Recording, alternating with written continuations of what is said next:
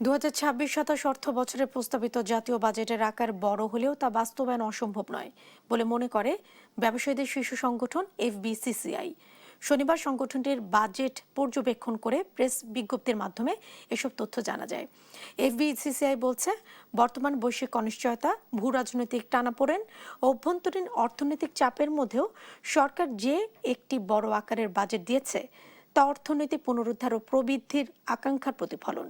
তাদের মতে বাজেটের আকার বড় হলেও তা অবাস্তব নয়, বরং উন্নয়ন ও বিনিয়োগের চাহিদার সঙ্গে সামঞ্জস্যপূর্ণ।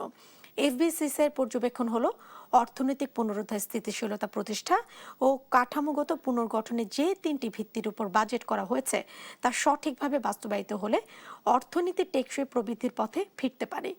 একই সঙ্গে শিক্ষা, স্বাস্থ্য, সামাজিক সুরক্ষা, জ্বালানি নিরাপত্তা ও তথ্য প্রযুক্তির মতো খাতে অগ্রাধিকার দেয়াকে তারা দীর্ঘমেয়াদী মানব সম্পদ উন্নয়নের জন্য ইতিবাচক পদক্ষেপ হিসেবে দেখছে।